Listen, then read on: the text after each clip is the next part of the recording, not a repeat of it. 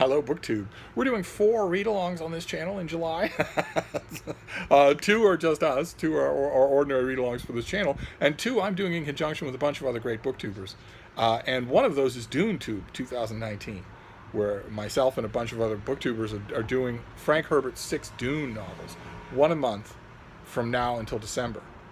And with DuneTube, the plan is that each person will make a video on the third week. I think these videos are coming up next weekend. They're the third weekend of the month.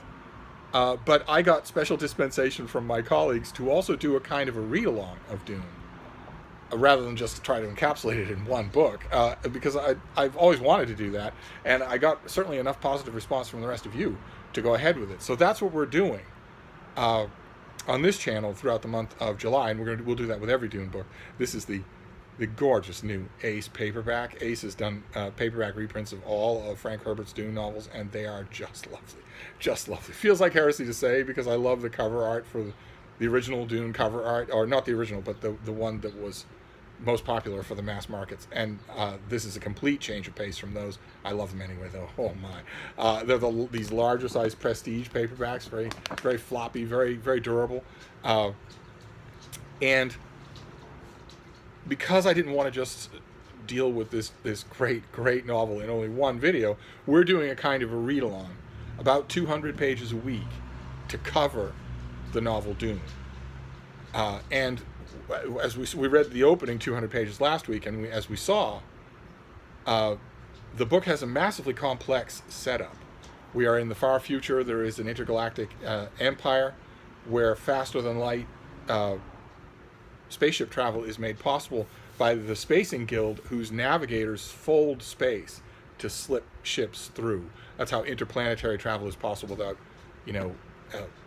without generation ships. And those guild navigators, and also the all female society of the Bene Gesserit, and a whole bunch of other factors in this future world, rely for their abilities on the spice melange, which originates in only one place, on Arrakis, the desert planet Dune.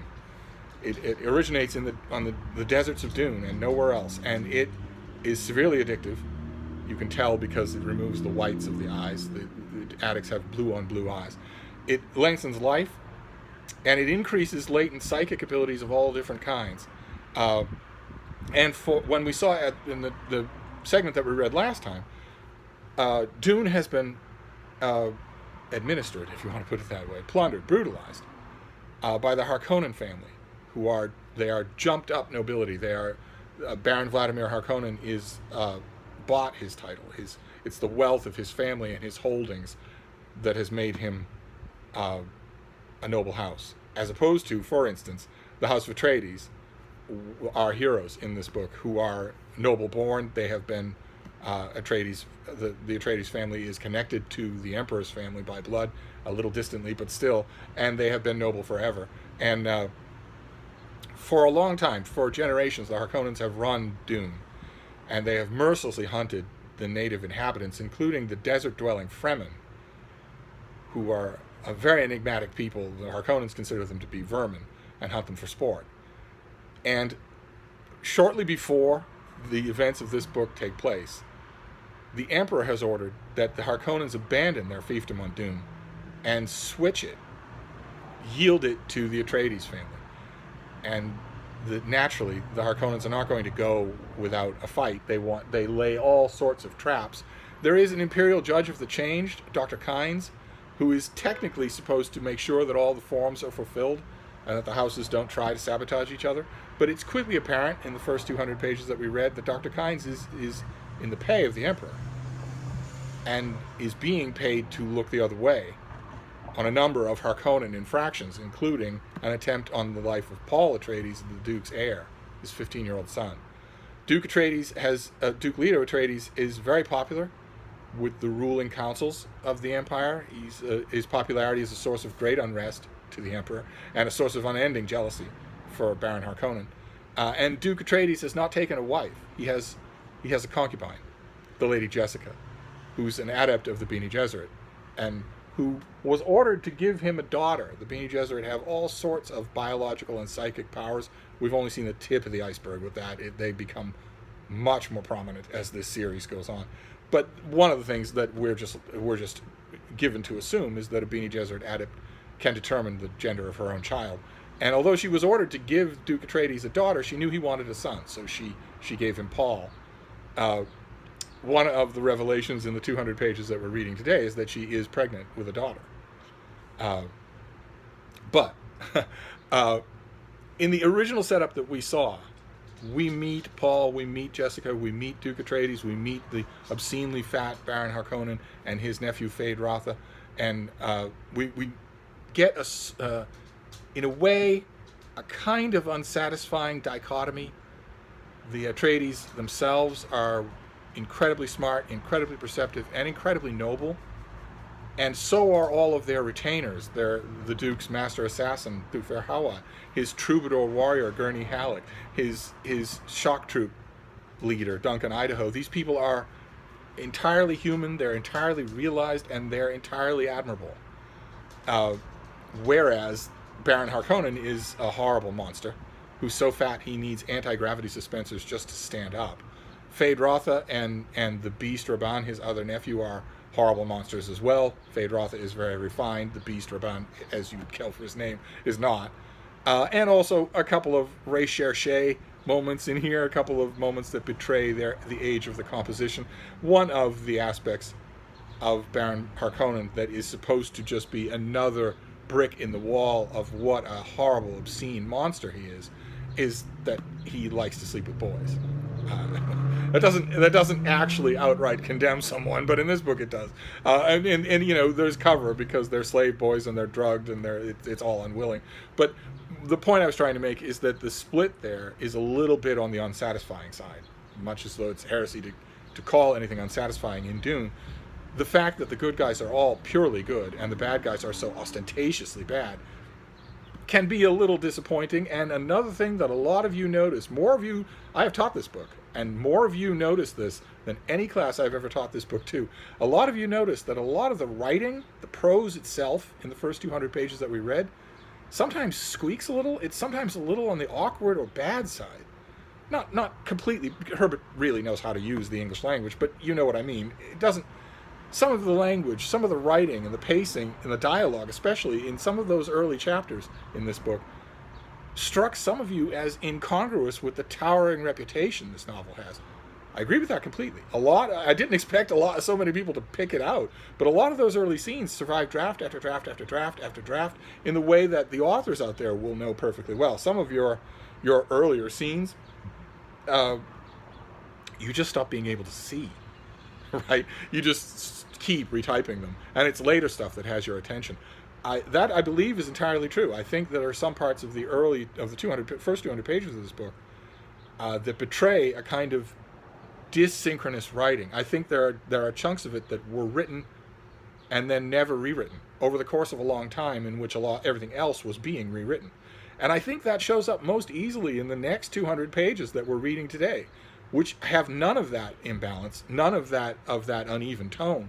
Everything in the 200 pages that we're reading today reads as though it were written by a complete master in absolute control of what he's doing. And that setting is mostly what we get in the first 200 pages.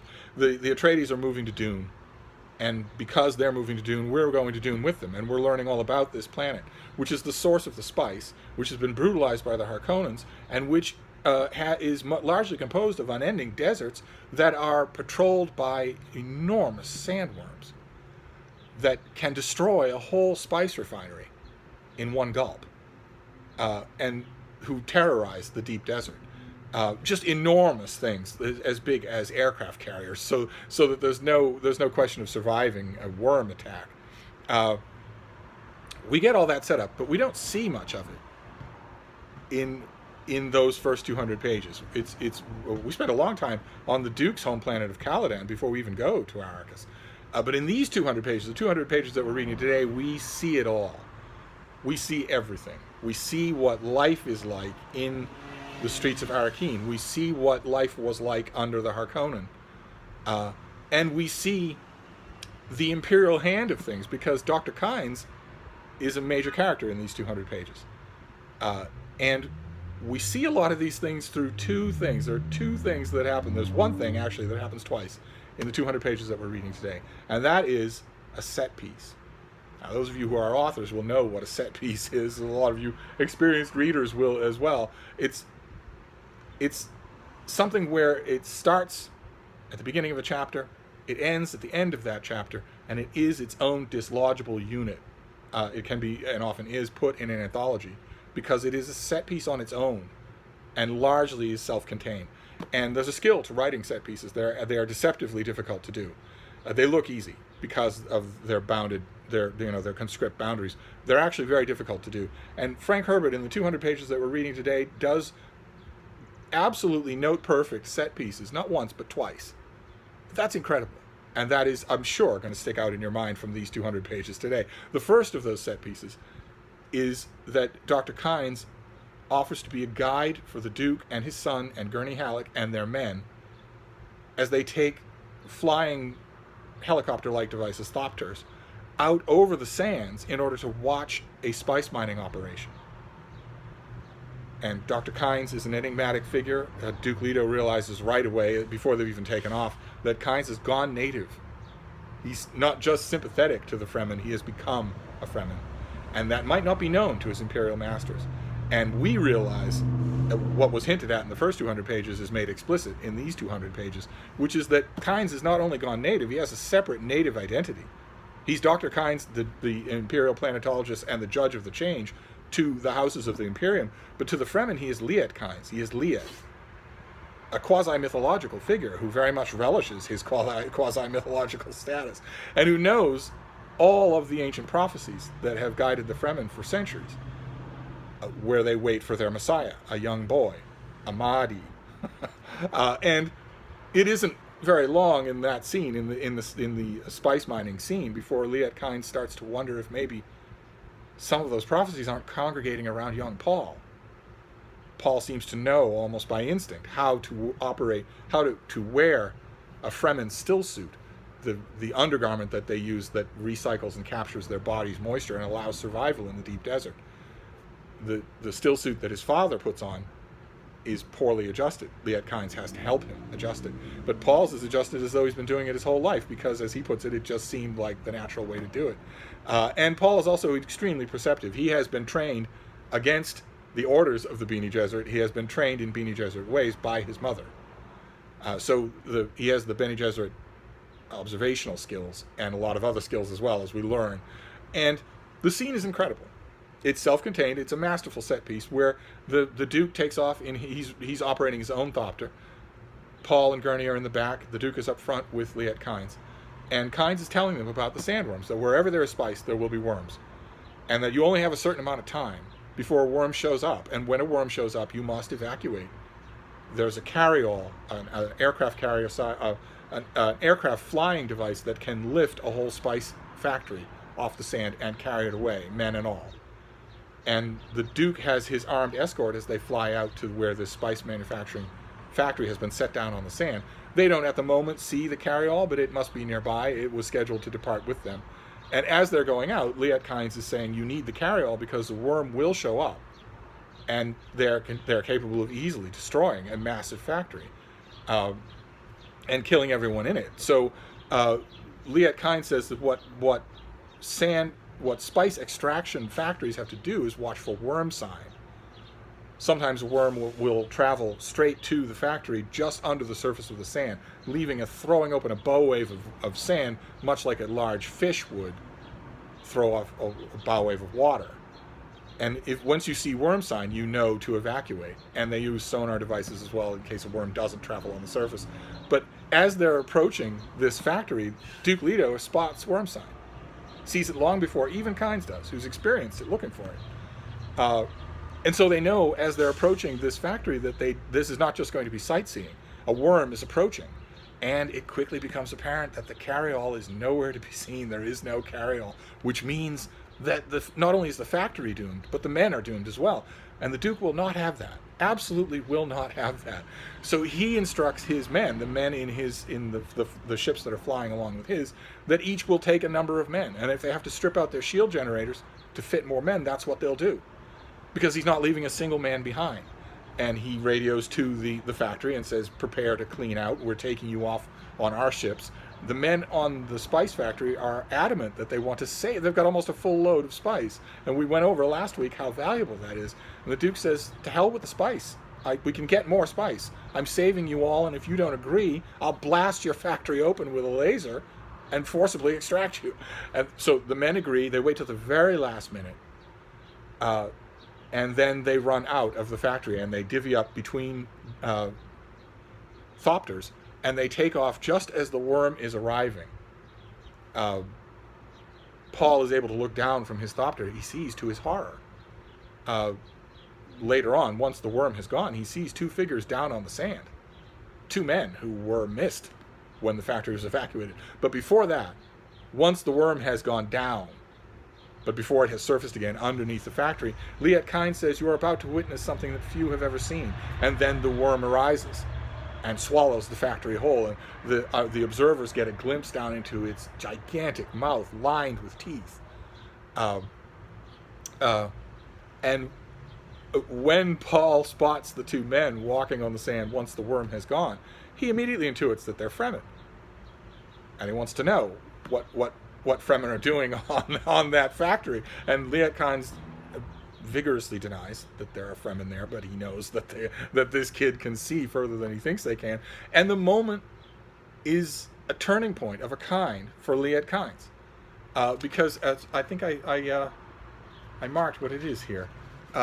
When Kynes says that those two men were probably just hangers-on and that they're probably dead by now, you could send a craft back for them, but you won't find anybody. Paul says, a terrible place for them to die. And Liet Kynes says, when God hath ordained a creature to die in a particular place, he causeth that creature's wants to direct him to that place. And Duke Leto, turns a hard stare at him. Because, in retrospect, how can we not think of that as applying to Duke Leto? Then we get a bit of Kynes' rumination. And Kynes, returning the stare, found himself troubled by the fact that he had observed here. This Duke was concerned more over the men than he was over the spice. He risked his own life and that of his son to save the men. He passed off the loss of the spice crawler with a gesture. The threat to men's lives had him in a rage. A leader such as that would command fanatic loyalty. He would be difficult to defeat. And then he has a non-tactical reaction. Against his own will and all previous judgments, Kynes admitted to himself, I like this Duke. You know right away no one's ever thought that about Baron Harkonnen or any of his minions. And that is the first set piece of the 200 pages that we're reading today. And the second set piece is famous. Wherever Dune is talked about, it's the most excised part of this. It's commented on a lot. It's taught in writing classes. And there's a famous banquet scene where the Duke and Lady Jessica host a whole bunch of people, water smugglers, still suit manufacturers, important merchants. Liet Kynes is there, a bunch of other people at this table, and Frank Herbert manages to shift the narrative emphasis, the narrative point of view, and internal monologues amongst half a dozen of these people effortlessly. It's an amazing feat, and the more you have tried to write such a scene, the more in awe you will be of it. And it's also one of the most elegant ways I've ever seen of info dumping. In the course of the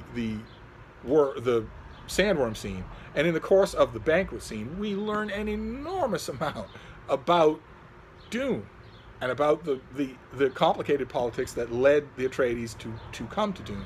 And right up until the end of these 200 pages, the Duke is thinking about ways to make a go of this.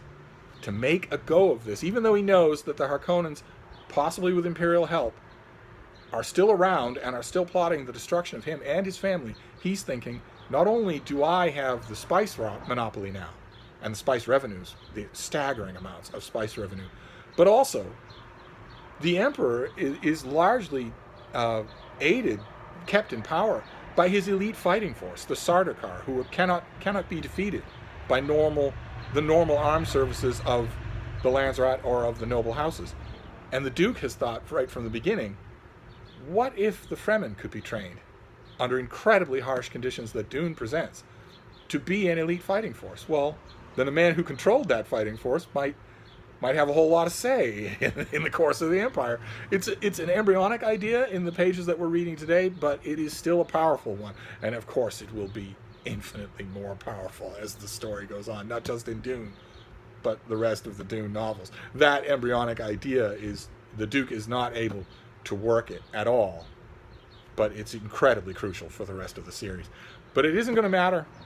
It isn't going to matter to Duke Atreides, because unbeknownst to him, his doctor, Dr. Yua, who is allegedly the product of Imperial conditioning and cannot betray a patient, has overcome his own conditioning because he wants to kill Baron Harkonnen.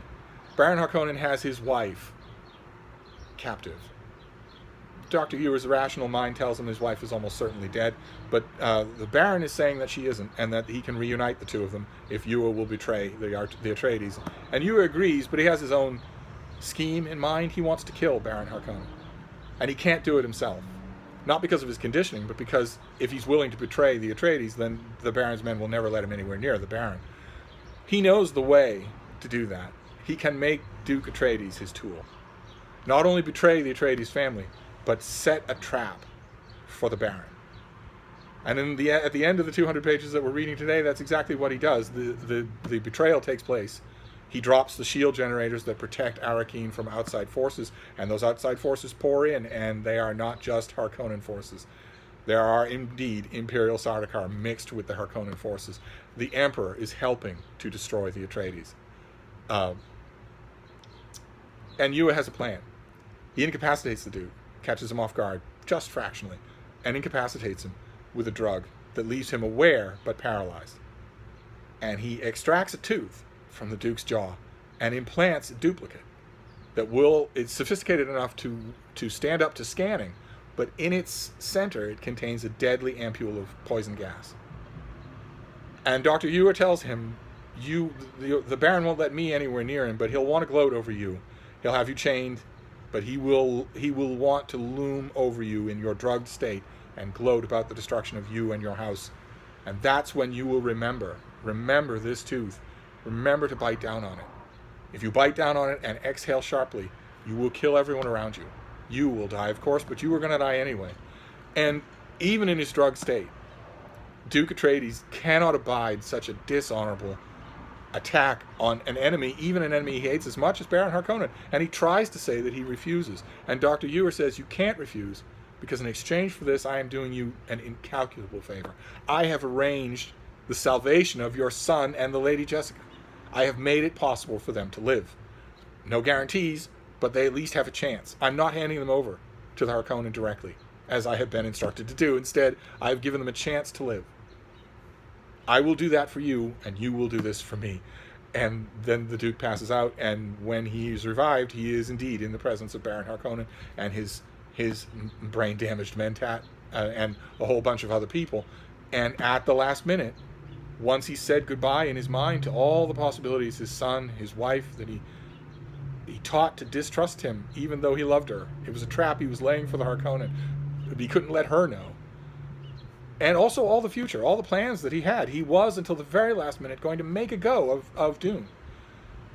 And if not for betrayal, who knows, but that he might have succeeded. But once he has said those goodbyes, he does indeed bite down on the tooth and exhale. The Baron senses danger at the very last minute, and the suspensors that hold up his body, you get the strong impression they help him to get out of that room to a bolt hole right next door. Everybody else in the room dies, including his Mentat. And the Sardaukar are on the scene immediately. A Bashar is there to say what happened here before the Baron can clean up. So the Emperor is going to know that this is botched, that he came an inch away from dying, that the Duke did have revenge. The Emperor is going to know how the Duke died. And also, maybe, that the heir is alive and has the ducal ring. And that is really where we end our pages today. That the main landscape features in these 200 pages, I mean, the betrayal happens. The whole plot is kicked into gear in these 200 pages. But the main landscape features, I think, for most readers, are going to be those two set pieces. the incredibly memorable scene where the Duke insists on saving the men of a spice factory, and the incredibly memorable banquet scene. Those are two set pieces that are amazing. This novel has, I think, 3 more set pieces. The greatest of all, in my opinion, is the final one. But we have a lot of those still to do. But this is, I think, the only 200-page segment that we'll be reading that is largely dominated by them. I think next time we'll be moving back to plot processing, and that's what we'll do next time. So we ended this read along in my Ace paperback. We ended it on page what is it here? 304. A chapter that starts with Paul felt that all his past, every experience before this night, had become sand curling in an hourglass. So if we go on from there, where are we going to go? To 450? Let's see where we can go. Let's see what we don't have really helpful page numbers or chapter numbers here. So let's just forge on. In fact, let's be a little ambitious. Okay, in my Ace paperback, we're going to go now to page 466. So the chapter that starts with, they approached the Cave of Ridges at dawnbreak, moving through the split in the basin wall so narrow that they had to turn sideways to negotiate it. So we'll go to there. We're making good progress here. So we'll go to that chapter, which, just pause the video and go to the chapter that starts there. This also starts with every chapter has an epigraph. Several of you were saying, why are you talking about the first sentence in the chapter? Why not just tell us the epigraph? The epigraphs are almost all by someone named Princess Irulan, who we have not met. And the epigraphs tell a story. In a way, in their minor way, they are spoilers. We know already that Paul is going to live. And we know that someone named Muad'Dib is going to write a great deal of books and also have a great deal of books written about him. And the epigraph for where we're going to start next time where we're going to end next time is from the Wisdom of Muad'Dib, again by Princess Irulan. The Fremen were supreme in that quality the ancients called spanningsbogen, which is a self-imposed delay between desire for a thing and the act of reaching out to grasp that thing. So that's where we'll read to next time. And next time I think will also be a little bit odd because you're going to be seeing a lot of Dune videos, I think, next weekend. That some of them, you want to be aware of that, because although we're doing a read-along, and I'm sure some of you have seen, the Wretched movie or the really good miniseries, you got to be aware of spoilers. If you're coming to this completely cold, then the videos about Dune next week are going to spoil the ending for you almost inevitably. If you don't know that ending, literally don't have any idea what it is, then you want to be careful about which videos you watch next weekend, right? I'm assuming that you're not going to care, or that my colleagues are going to be wary of giving spoilers. But one thing I'm going to keep doing a read-along. So my video next weekend is not going to contain any spoilers of an egregious nature. Instead, we're just going to talk about the next 200 pages. So I will wrap this up, and I will see you then. Thank you, BookTube.